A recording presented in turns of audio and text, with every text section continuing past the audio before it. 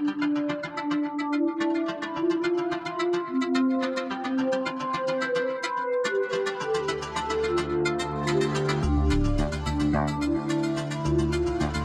pues ahora vamos a continuar con la mesa redonda, perspectiva de los medios de comunicación y libertad de prensa. Pido a los panelistas, por favor, que ocupen el podio. Para tal efecto, para dar comienzo a esta última mesa de este evento, voy a hacer una breve presentación del moderador, Armando Culebro. Es licenciado en Administración de Empresas, con certificaciones máster en Programación Neurolingüística de Bulletproof Manager High Performance Workshop. Se desempeña como facilitador en Creditscom International para México y como speaker en diferentes programas de desarrollo personal. Cuenta con otros programas de desarrollo con reingeniería del ego, manejo de emociones, el presente, iluminación emocional, liderazgo, comunicación efectiva. Su inicio empresarial data del 2000. Actualmente es miembro de la Comisión Ejecutiva Nacional de la Cámara Nacional de la Industria de Restaurantes y Alimentos Condimentados, CANIRAC, así como de la Comisión de Educación de Coparmex, Ciudad de México. Bienvenidos.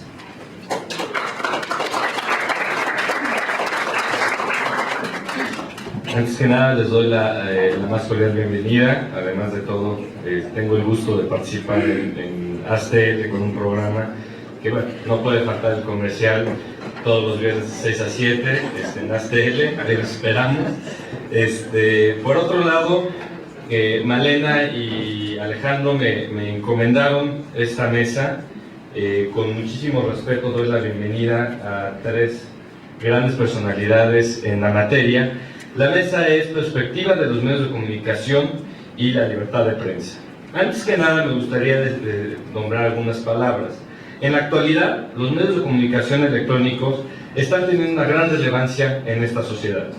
Cada día existen más cibernautas. Cada día estos mismos son más capacitados y son más especializados en su búsqueda. Con todo lo expuesto, ¿cuál es el camino que deben llevar estos medios de comunicación electrónicos? ¿Cuál es el papel que deben de jugar para el futuro? Y las nuevas generaciones, como bien escuchaba yo a la maestra Claudia, y decía, ya los niños andan en iPads y en muchas cosas más. ¿Y cómo utilizar este canal de comunicación para que tenga un real impacto ante la sociedad, teniendo tal cantidad de información? Y por poner un número, escuchaba yo que una persona, para que pudiera ver todos los videos que existen en YouTube, necesitaría alrededor de 2000 años. Esa es la cantidad de información que existe hoy día en la red. ¿Cuál es el camino que debe existir en todo esto? ¿Cuál es el camino y la responsabilidad de los medios de comunicación electrónicos? Por tal y sin más preámbulo, yo quisiera dar la bienvenida a nuestros panelistas. Primero, a la maestra Laura Angélica Borbolla, que me va a permitir decir un poquito de un pequeño resumen de su experiencia. Ella es fiscal especial para la atención de delitos cometidos contra la libertad de expresión. Es egresada de la Universidad Autónoma de Querétaro con especialidad en Derecho Penal y candidata a obtener el grado de doctora en Derecho. Cuenta con la evaluación como experto en materia de extradición y asistencia jurídica internacional recíproca en materia penal. Participó como coordinadora de la Comisión de la Implementación de la Reforma Penal y la Modernización y la Justicia del Estado de Querétaro. Dentro de la institución, se ha desempeñado como agente del Ministerio Público de la Federación por la designación especial. Actualmente ostenta el cargo de fiscal especial para la atención de delitos cometidos contra la libertad de expresión. Maestra, muchas gracias. Les pido un aplauso.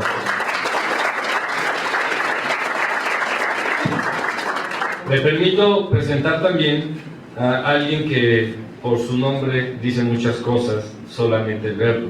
Él es el licenciado Juan José Miró, por el cual él tiene un gran desarrollo en los medios de comunicación. Él es egresado de la Facultad de Ciencias Políticas y Sociales en la carrera de Ciencias Políticas y Administración Pública.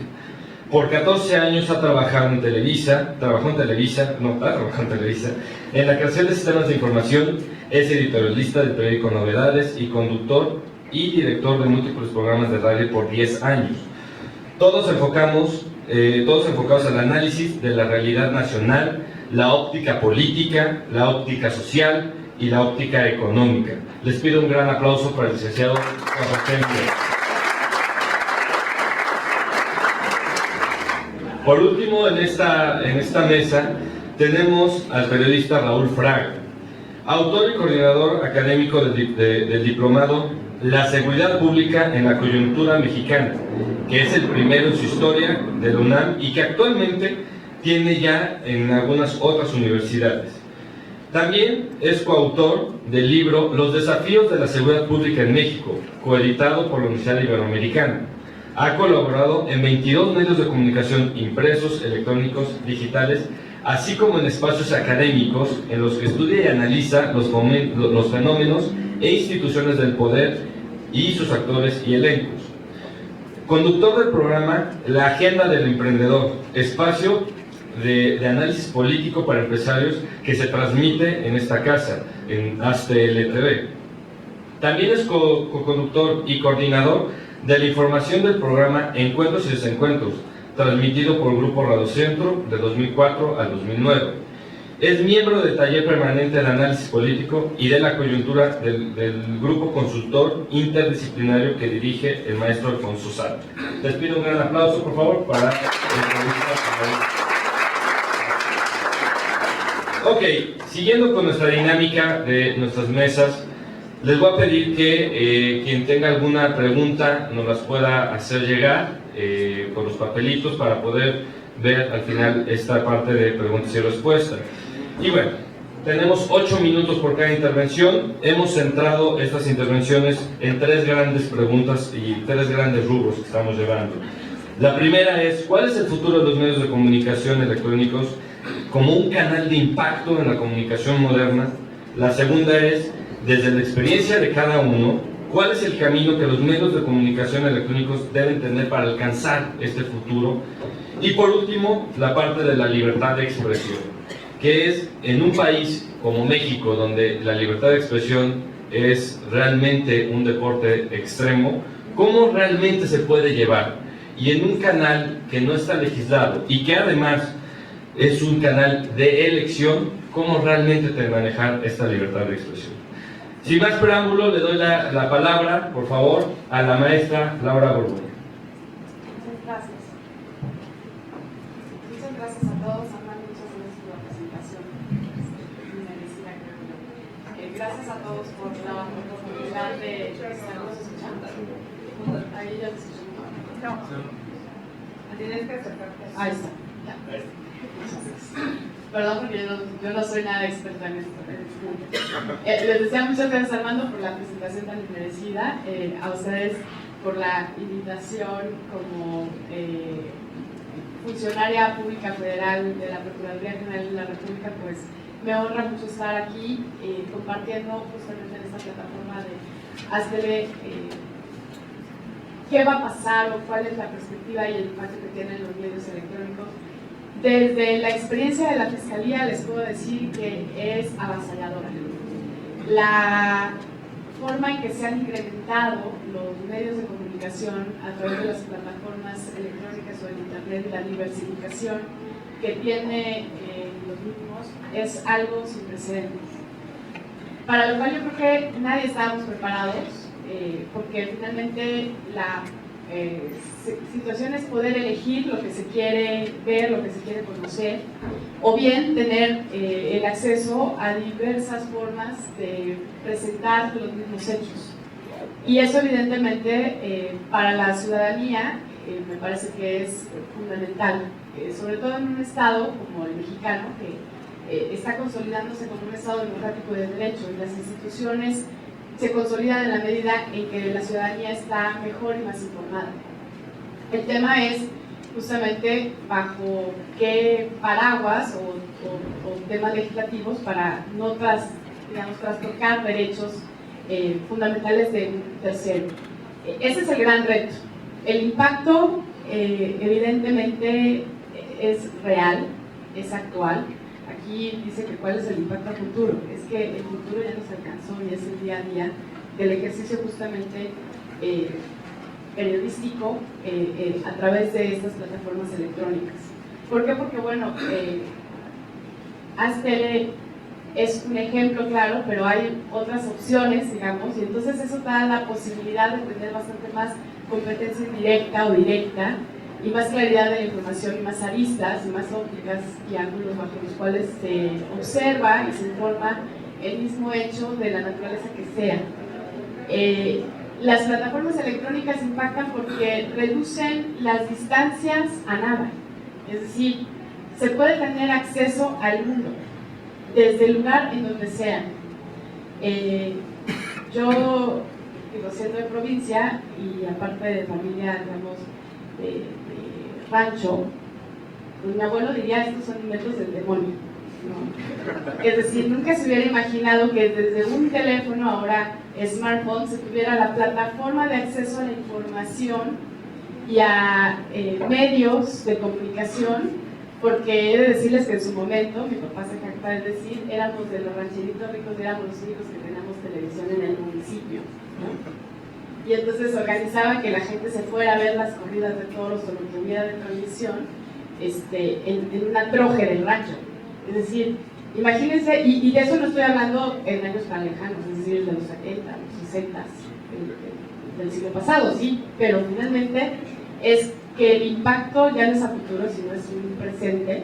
Y yo creo que lo importante es que el ejercicio de este tipo de medios lo que tienen que tener es una línea editorial basada en una serie de principios y ética o códigos de ética internos, que sean los que permitan también permear para que la sociedad también tenga información y no pierda valores, sino al contrario, se le informe también en valores. Entonces a mí me parece que esas son como los retos que tiene el darle golpe a la situación de lo que implica tener acceso a tanta información y a tanta gente que no tenemos ni idea de dónde están, porque aparte he de decirles que el tema del hackeo es una cosa muy compleja también, es decir, esto abre muchas aristas también para investigar delitos y formas en que se incurren en los delitos, ¿no? En los agravios a periodistas también ahora se realizan a través de medios electrónicos, es decir, todo tiene un pro y un contra, todo tiene dos caras o un color de blanco y negro, pero a mí me parece que el reto es justamente como qué se hace en un sentido responsable de comunicar por todas esas maneras de permear a la ciudadanía, a los jóvenes sobre todo, que son los que más, digamos, acceso a esto o ya nacen con estas tecnologías, ¿no? Estaba leyendo en la mañana que, bueno, varios niños se sorprendieron de ver un teléfono como lo que para mí fue muy normal crecer de estos de círculos que van marcando y que eso ya literal es del siglo antepasado. Entonces, el tema central es que me parece que es importante que la información se ejerza con un periodismo de investigación, que detrás de esto va a traer sin duda alguna la aplicación de muchos códigos de ética que se tienen que establecer internamente en estos los medios electrónicos o incluso en los blogs, o también a través de Twitter tenemos que empezar a tener cierto nivel de legislación, porque todos los derechos de quien sea, incluyendo la libertad de expresión, creo que terminan cuando empieza el del tercero a que se le pueda afectar, y esa es la parte importante para poder seguir cumpliendo con estas modernidades, aplicándolas al día a día y al ejercicio diario, no importando la actividad que cada quien realice. Eso sería básicamente lo que podría referirles. Muchísimas gracias, maestra. Y sobre el mismo tema me gustaría, si el licenciado Juan José Miró nos pudiera hacer favor de exponernos su punto de vista. Voy a tratar, muchas gracias. Mientras, no sé si tengan algo pendiente por hacer, me preparo en un minuto, no se preocupen. Pero pues, como el tema lo obliga, vamos a hablar de información, de libertad de expresión y las responsabilidades que tenemos en los medios. No venía preparado, a veces no traigo toda vez que tengo portafolio, pero creo que es obligado que tengamos muy presente la posibilidad de que tenemos que estar atentos a los que tenemos la responsabilidad de informar, necesitamos tener nuestros gadgets a la mano. Unos cuantos. Lo suficientes. ¿A qué me quiero referir?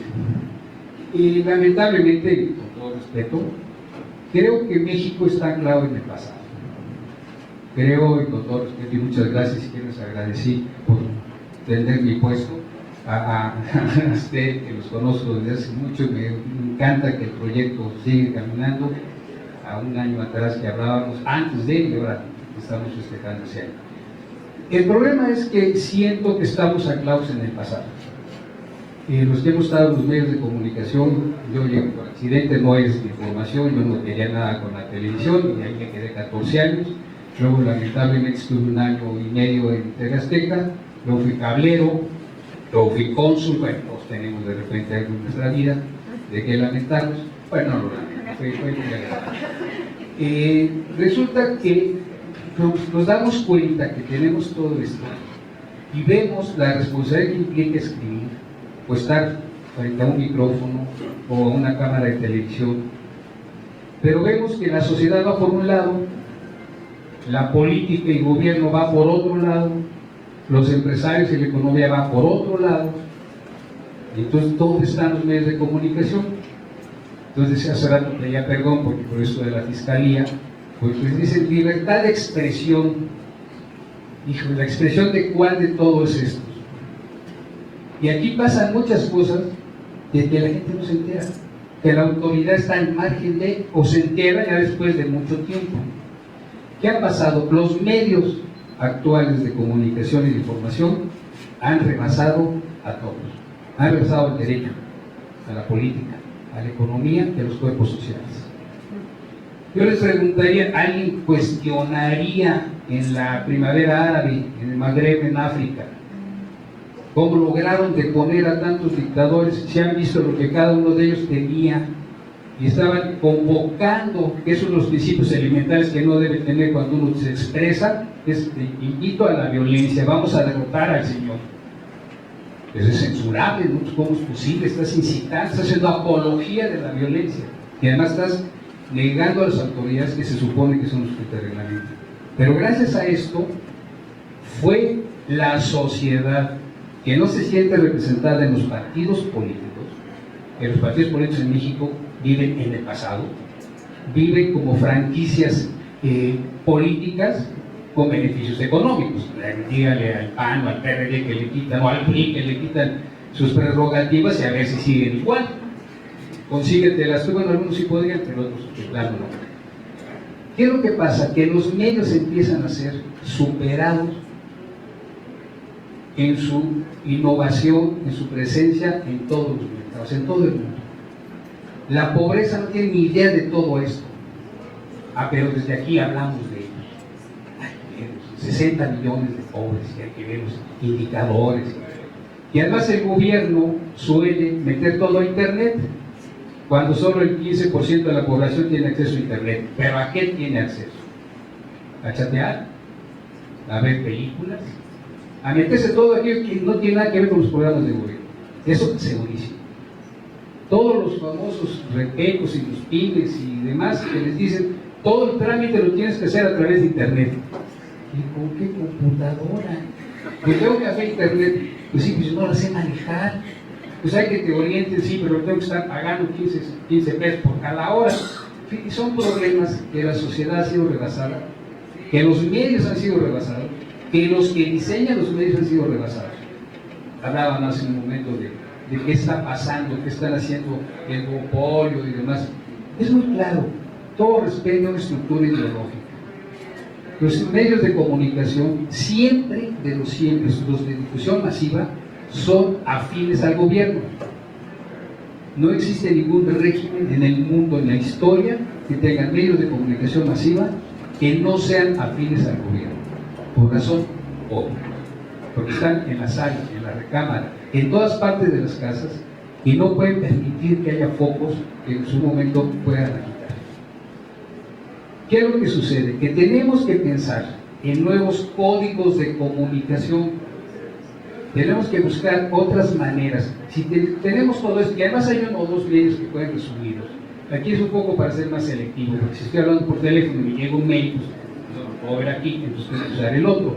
Y así sucesivamente. Tenemos una cantidad impresionante. Se han diseñado nuevas tecnologías maravillosas para manejar lo que llaman el Big Data, lo que llaman la minería de la información, una cantidad de un software maravilloso que se ha diseñado para en tiempo real estar en una conferencia, estar recibiendo la actualización y ya me lo manda en gráficas, en cuadros.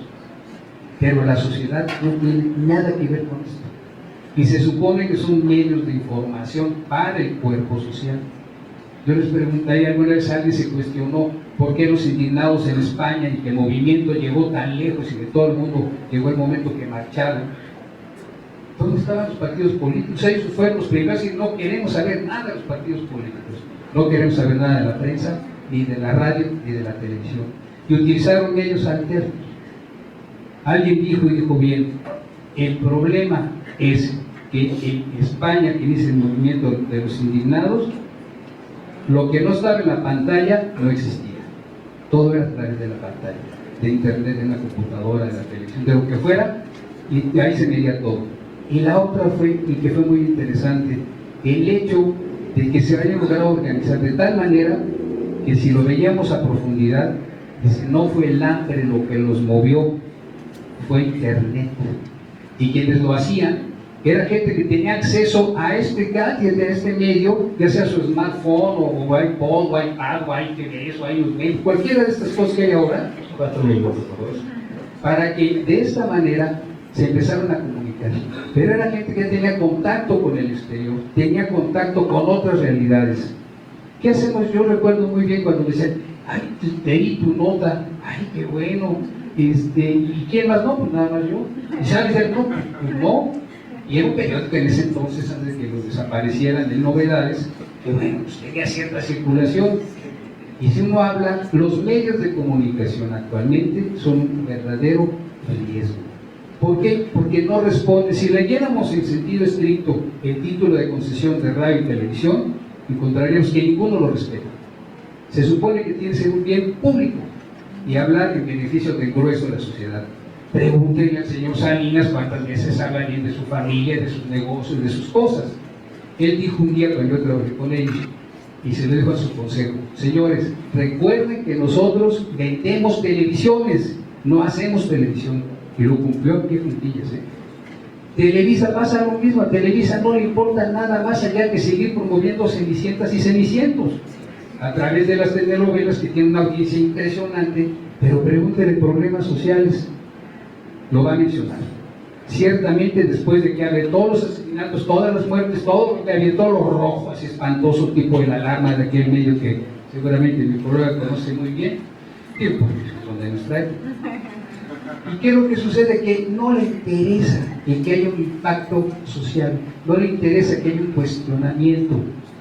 ¿Por qué la UNAM no tiene un canal de televisión y el Politécnico sí? No lo opera, no lo programa, no tiene nada que ver, pero está dentro de las instalaciones del Politécnico.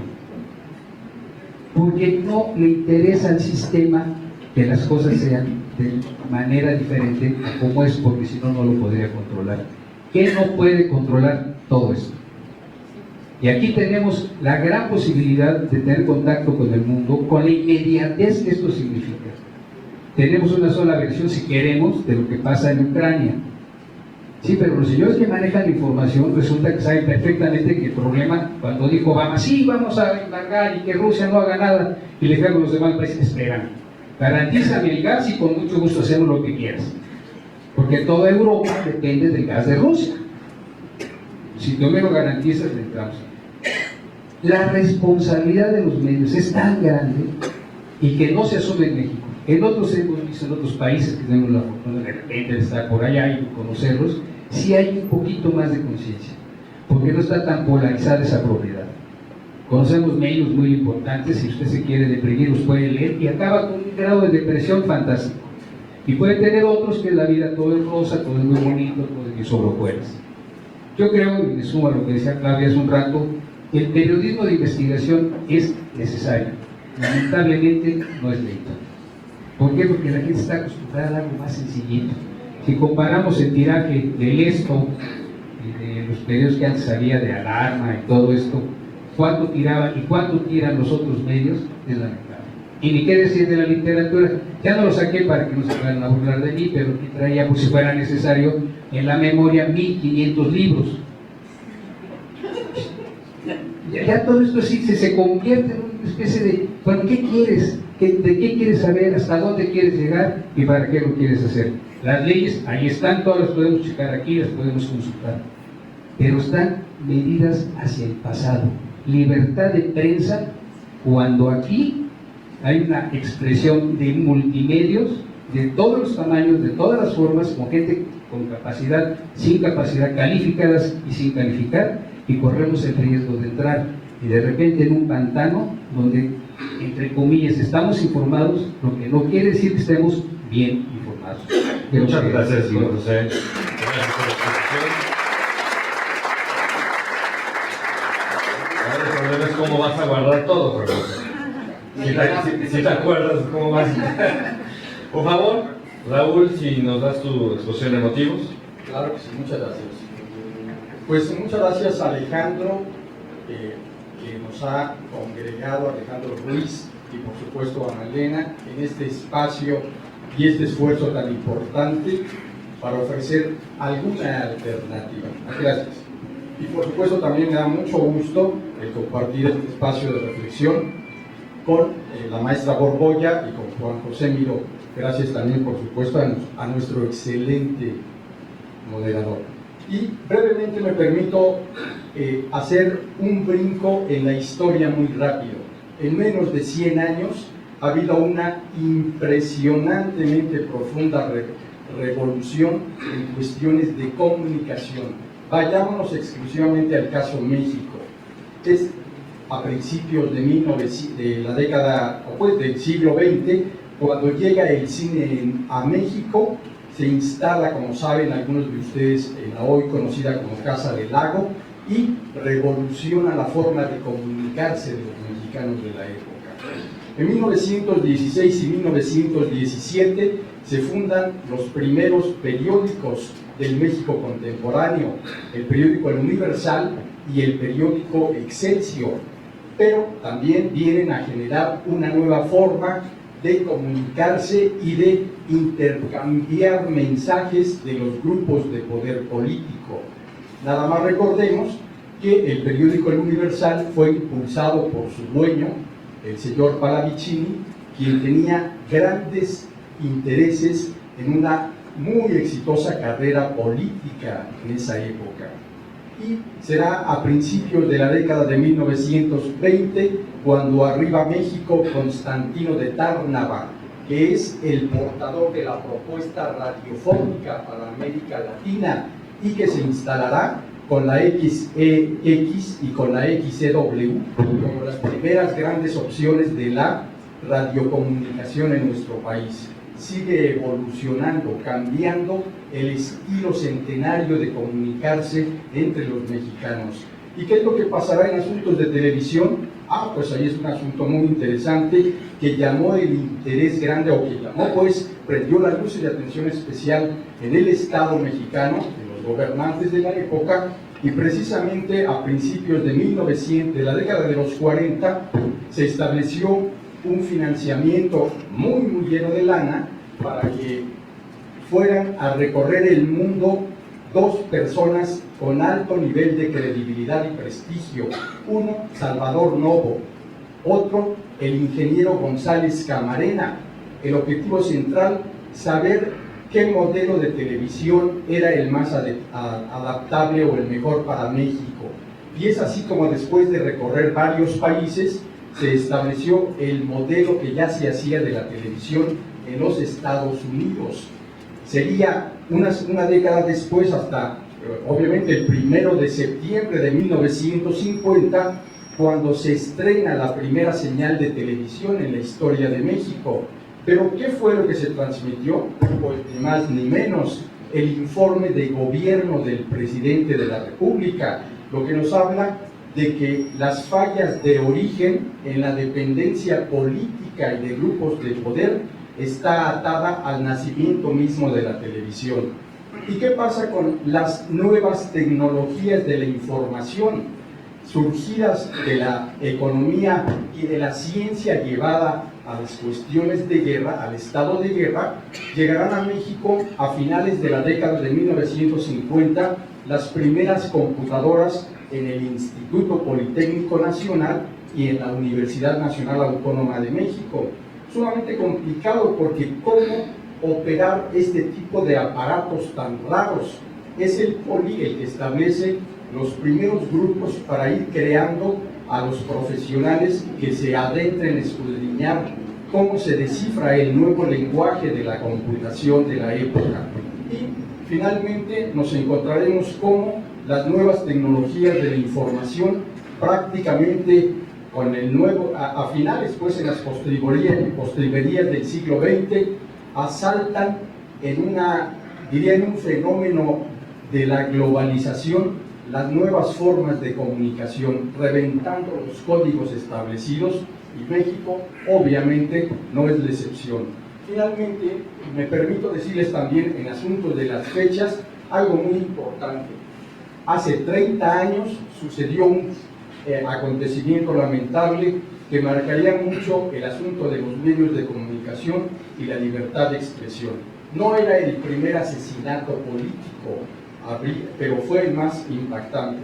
¿Qué sucedió? El 30 de mayo de 1984, en el momento en el que se asesinaba al periodista, al columnista Manuel Buendía, nadie imaginaba que en ese momento empezaba un proceso sumamente riesgoso de agudizamiento paulatino de la violencia contra los profesionales de la comunicación, de la información, de la investigación periodística. Y a lo largo de las siguientes décadas, algo grave sucedería. ¿Por qué? Porque los estudiosos del fenómeno de la delincuencia organizada aseguran y además argumentan que el asesinato de Manuel Buendía fue uno de los 3 episodios que anunciaban la llegada de la era del crimen organizado a nuestro país. Los otros 2 había sido la fuga del siglo de Kaplan y Contreras, y al año 1985 se daría el asesinato de Enrique Camarena y del piloto Alfredo Zavala Alvear. Esos 3 acontecimientos, y reitero, el de Buendía de manera especial, cambiaron los pesos y contrapesos, y a medida que se ha ido consolidando el fenómeno de la delincuencia organizada en nuestro país, también se ha recrudecido la violencia contra los medios de comunicación. Finalmente, valdría decir también que al paso de las últimas 2 décadas o 3 décadas han sucedido también acontecimientos muy importantes. En 1984 se da lo de Buendía, y en 1994, el año en el que México vivió en peligro, los medios de comunicación dan muestra de lo que son capaces de generar en cuanto a corrientes de opinión, cuando dan cuenta el 1 de enero de 94 del levantamiento del EZLN, y finalmente el 23 de marzo de ese año el asesinato de Luis Donaldo Colosio, y el 28 de septiembre de 94 el asesinato de José Francisco Ruiz Massieu. Los medios, por lo tanto, están empezando a reconfirmar la calidad que les acompaña para crear corrientes de opinión con sentido argumentado, con elementos para corroborar lo que se va diciendo. Finalmente, también vale decir que la década de 1990 marcó una etapa muy crítica en cuanto a ir a la alza la violencia contra los profesionales de la comunicación, y cuando entramos a la alternancia en el poder, infortunadamente al presidente Vicente Fox por un lado y a Felipe Calderón por otro, le sucede exactamente lo mismo, de no saber cómo definir nuevos criterios en su relación con los medios de comunicación y con la sociedad mexicana. ¿Qué es lo que sucedería? Que se viene a dar un recrudecimiento de la violencia criminal y llevará gracias a la convocatoria de los medios, a que el 27 de junio del año 2004 se lleve a cabo la llamada megamarcha contra la delincuencia organizada y el secuestro, que viene a ser la concentración ciudadana más numerosa en la historia de nuestro país. Y para cerrar, ¿qué es lo que hoy podemos decir? Además de la muy interesante muestra de hiperconectividad que Juan José Miró nos ha dado, esto nos permite decir algo muy importante. Hoy estamos impresionantemente arrasados con las alternativas o las opciones que hay más que alternativas de información, todo a un clic de distancia. Antes se contabilizaba cuántos periódicos hay, cuántas estaciones de radio AM, FM, canales de televisión, permisionarios y concesionarios. Lo numérico quedó atrás. Hoy deberá empezarse a trabajar en lo cualitativo. ¿Qué es lo que ofrecen? ¿Qué contenidos tienen? Sin embargo, la cuestión no es sencilla, porque en las más de 300 escuelas que en el país imparten la carrera de comunicación con sus diferentes nombres a nivel superior, existe infortunadamente un rezago en los planes y programas de estudio. Por ejemplo, una de las escuelas más serias, la Escuela de Periodismo Carlos Septién, solamente tiene una materia que se llama Periodismo Digital, que la imparte, por cierto, un muy buen amigo mío, Alejandro Cárdenas, que es el coordinador de redes sociales del equipo de Carmen Aristegui. Pero ¿qué pasa en todas las demás escuelas? La mayoría siguen con los viejos planes de estudio. En concreto, México se enfrenta hoy por hoy a un desafiante escenario en donde su aliado estratégico fundamental, que son los medios de comunicación, refiriéndome a México como sociedad, están enfrentando una situación de indefiniciones y de espacios altamente críticos, sobre todo por las desafiantes transformaciones que los nuevos adelantos tecnológicos están imponiendo a una sociedad en donde ya, de acuerdo al recuento de mayo del año pasado, ya hay más de 52 millones de internautas mexicanos. Habrá que ver qué es lo que viene en el corto, mediano y largo plazo, para que no nada más se hable con números, sino con contenidos y argumentos. Gracias. Muchas gracias, Raúl. Yo le daría paso a que nos puedan dar, con toda la expertise que estamos escuchando y con esta parte tan interesante de cada uno de los panelistas, si nos pueden regalar una conclusión sobre todo el tema. Una conclusión sobre los medios electrónicos, sobre la parte de la libertad de prensa. Y me gustaría, si el licenciado Juan José Miró podría iniciar. Espero que los gadgets ya se queden guardados. Me hubieras dicho, traigo uno que lo resuma. No, a propósito, lo que hice para ilustrar, lo que creo sin duda, y creo que mis colegas coinciden, estamos frente a un reto que ya nos ganó. No es lo que va a venir, ya llegó, como bien decía Laura, está aquí presente y no sabemos cómo utilizarlo en beneficio nuestro. Estamos recibiendo las influencias del exterior, influencias de todos lados, pero no estamos preparados. Y sobre todo, ¿para quién? O sea, ¿qué parte de la sociedad es la que se puede beneficiar? Siento, como siempre ha sido, uno se expone al medio que más le acomoda, al que más le gusta, me identifico con el código. Pero todos estos nuevos medios, que son los medios digitalizados, a través de la gran maravilla que es el Internet, tenemos que tener mucho cuidado cómo se maneja. También es un serio problema, tanto que a nivel educativo está impactando. Ya los maestros le dicen a los niños, tráeme la tarea, pero no quiero copiar y pegar, sino por lo menos analizar un poquito. Sí, porque ya la tarea la hacen vía Internet, no tiene mayor problema. Pero es un gran reto y tenemos un gran sector de la sociedad que de esto no tiene la más mínima idea. Sigue escuchando afortunadamente estaciones de radio como la nuestra, la publicidad, pero 620, que hemos tratado de repente como que quitar la programación de música, de la música que llegó para quedarse, Inmediatamente reacciona la gente, no, yo te permito que vendas programas y a los músicas que llegaron para quedarse, pero la música no la quitas.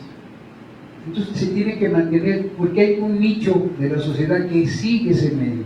Así como hay medios impresos, hay muchas familias que en sus casas siguen leyendo el Excelsior, porque lo leía el abuelito, y se quedó y luego ya se casa y se lo lleva también a suscripción y lo están leyendo.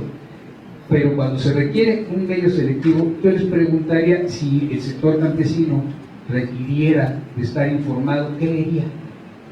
O sea, ¿quién escribiría para ellos? Como para que ellos se interesaran y lo leyeran. ¿Qué pasa con la pobreza urbana? Donde tienen, bueno, no tienen para comer, pues difícilmente tendrán para comprar un periódico. ¿Qué estación van a seleccionar? ¿Qué medio van a tener para informarse? Yo creo que el reto de los que estamos en los medios de comunicación es encontrar los contenidos adecuados para poderlos transmitir por los medios adecuados.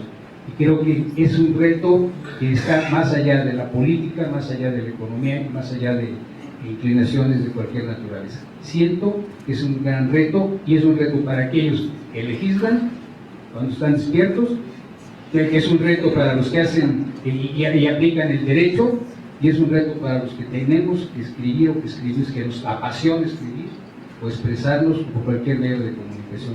Y yo resumiría mi participación como tenemos que hacer algo por esto. Muchas gracias.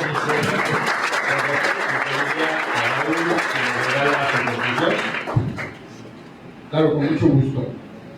En mi opinión, no se puede dar ahorita más que una mera sugerencia, reflexionando qué podría hacerse y en qué campo.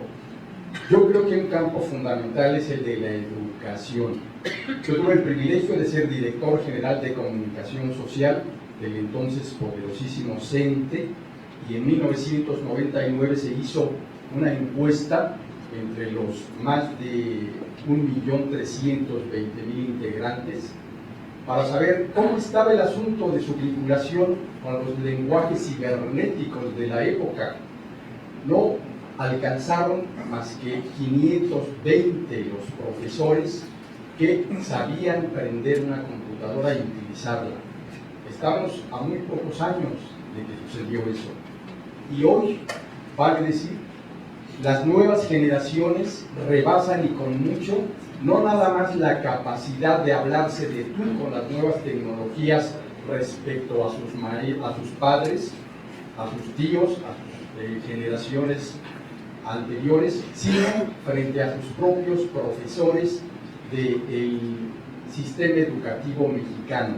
Hay una cantidad impresionante de profesores que simplemente no se entienden en el lenguaje de las nuevas tecnologías de la información. El asunto concreto, en medio de la gran controversia sobre las reformas estructurales de nuestro país, específicamente la educativa, poco o nada se dice respecto a qué hacer para dar el proceso de inicio que permita dar el brinco y alcanzar el objetivo de que las nuevas generaciones, pero no de mexicanos nada más, sino también de profesores, aprendan los nuevos lenguajes digitales. Esto corre el riesgo de que la agenda de riesgos o la agenda de amenazas para nuestro país pueda meter en un hacer mutis a miles o millones de profesores que simplemente ante la indescifrable manera de operar los equipos tecnológicos de vanguardia queden en el silencio total con un costo altamente grave para nuestro país. Así que creo que el papel que los medios de comunicación al respecto podemos y debemos hacer es especialmente importante, sobre todo en esta propuesta de Astl.tv, que está acercando nuevas fórmulas de comunicación con profesionales, tanto entre los conductores como en el elenco de invitados, y que pueda generarse una gran alianza convocando a las universidades y centros de enseñanza superior, a las instancias gubernamentales, a las cúpulas de la clase política y de manera central a la sociedad en general, y a los empresarios en particular. Gracias. Muchas gracias, Raúl. Interesante discusión. Y le pediría a la maestra Laura Borbolla si nos da su conclusión, por favor. Muchas gracias. Bueno, trataré de ser breve. Yo creo que coincidimos los tres panelistas en el reto está en la educación y el reto está en el ahora, porque esto ya no es una cuestión de futuro, porque seguramente con la velocidad que avanza la tecnología, evidentemente lo que hoy es lo actual y lo último, el día de mañana ya habrá estado desfasado y será obsoleto por la implementación de otro nuevo sistema. Pero me parece que es muy importante, reiterando un poco con lo que había iniciado la charla, que se requiere que todos los medios de comunicación sí tengan evidentemente un código de ética en términos de su línea de emisión. Coincido con lo que dice Claudia, se requiere en México muchísimo más periodismo de información, de investigación contundente, real, probada, porque también eso le da la valía que lamentablemente creo que no se le ha dado en términos generales a la actividad de este ejercicio, de este derecho que damos por sentado, lo tenemos y punto. Es decir, el reto al que yo me enfrento como fiscal, les comento, es que la sociedad mexicana no entiende que cuando dañan a un periodista, que cuando vulneran este ejercicio de la libertad de expresión, están disminuyendo el derecho de todos. Es algo en lo que nos hace falta madurar. Es decir, la sociedad no asume que si matan a un periodista en Veracruz, no importando no estando en Veracruz, es algo que daña y merma el ejercicio de la libertad de expresión de todo el país, y que incide incluso esto a nivel de la región, del continente y en general, porque es un derecho al que no le estamos dando la valía que tiene, porque también creo que en términos de educación nunca nos hicieron conscientes de lo importante que es tener este derecho a la libre expresión y al acceso a la información. Entonces, sí es muy complejo, porque evidentemente el reto más importante pues está justamente en que las nuevas generaciones que crecen día con día, viendo con mucha naturalidad el tema de los gadgets o del acceso a la información a través de medios electrónicos, pues bueno, tengan también la conciencia de tener este derecho para tener justamente una sociedad más moderna, pero también al mismo tiempo democrática, pero también al mismo tiempo con más valores. Y entonces ahí creo que está la incidencia de darle realmente la profundidad a esta garantía o este derecho, que implica que si puedo decir las cosas detrás, es que puedo pensar libremente, que tengo que tener información para estar teniendo este proceso de retroalimentación, que es el más importante, y que creo que también ese es el reto, no en el futuro, no en el tema de los medios electrónicos o el uso de la tecnología, sino ya es algo de ahora en el que todos tenemos que ser también igualmente responsables. Muchísimas gracias, maestra Laura Borbolla, por sus conclusiones. Y me gustaría leer una pregunta que nos hicieron llegar. Es para Raúl o para Juan José, quien decida contestarla. La pregunta es la siguiente y sería: ¿cuál sería la responsabilidad de las instituciones académicas como el Instituto Politécnico Nacional y la Universidad Autónoma de México en el desarrollo de las tecnologías de la información? No sé si lo puedas checar por internet la respuesta. Bueno, me parece que sobre todo la responsabilidad no es exclusivamente de la UNAM o del POLI, sino es de las cúpulas de decisión en este país, y también, por supuesto, del Congreso Federal Mexicano, que suele escatimar la asignación de presupuestos para las tareas científicas, y debería, primero que nada, sensibilizarse a los tomadores de decisiones sobre el hecho de que seguir aportando verdaderas, diría, miserias presupuestales al desarrollo tecnológico mexicano, viene a generar una camisa de fuerza, no nada más en el campo de las nuevas tecnologías de la información o los medios digitales, sino en general en el país. Así que creo que la UNAM y el POLI estarían en muy buena posibilidad de responder si les asiste un buen financiamiento que lamentablemente todavía se ve lejano. Solo es parte de las propagandas en época de campañas electorales. Muchísimas gracias. Claro, sí, por favor, adelante, profesor. Es que para que valga la pena la consulta, pues, me estoy gastando mis megas ahí. No, yo creo que y la pregunta es muy interesante y creo que respondiste y diste en el clavo, que es una cuestión presupuestal muy importante. Pero yo creo que es muy importante que empecemos porque las autoridades mexicanas, sobre todo educación pública, reconozca que tenemos dos grandes instituciones que han sacado profesiones en todas las materias, que es el Politécnico y la Universidad Nacional Autónoma de México, y que podrían nutrirse de ahí para ser los docentes, los que preparen para este momento, no para el futuro, para este momento, y aprendan desde el principio a manejar los medios y no correr el gran riesgo de gastar miles de millones de pesos en una enciclopedia que se mandó a escuelas que ni siquiera tenían luz.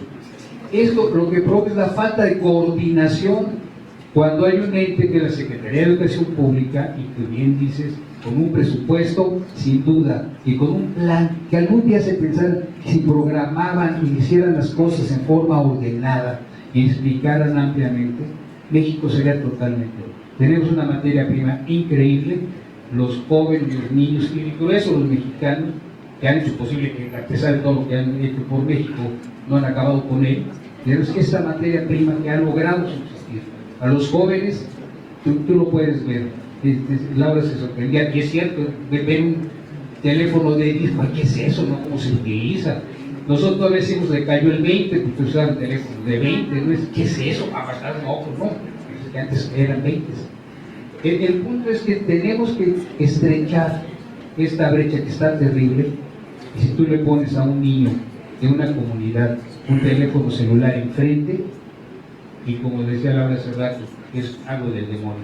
Se lo pones a un niño de para no ir muy lejos, estamos aquí cerca en Reforma, en Bosques, y te dicen, ¿cómo quieres utilizarlo?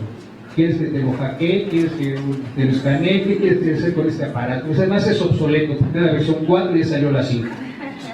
Pero eso, si lo llevan a la realidad, se dan cuenta que el desarrollo que está teniendo una población muy grande está quedándose en el analfabetismo informático versus un desarrollo en la educación con estos gadgets, con esta información, con la tecnología. Las tecnologías de información y comunicación tienen que ser de acceso a todo el mundo, pero hay que aprender a utilizar. Perdón. No, muchas gracias. Tenemos aquí unas preguntas que se las hacemos llegar por cuestiones de tiempo, no tenemos ya esta parte, pero se las hago llegar, son para la maestra Laura, y viene su email para que se pueda dar prudente respuesta. Como para terminar, me gustaría, y no sé si estén de acuerdo nuestros honorables panelistas, en una conclusión. Los escuchaba y creo que el reto que hoy tenemos es que hoy existe una hiperconectividad. Hay que aprovechar esta misma con un valor cualitativo, como bien lo mencionaban, con un código de ética y donde se dé un periodismo real de investigación para que los 52 millones de cibernautas que están buscando un contenido adecuado realmente puedan satisfacer esa necesidad. Sin duda, creo que es un gran foro para felicitar a ASTL, porque ASTL está haciendo eso.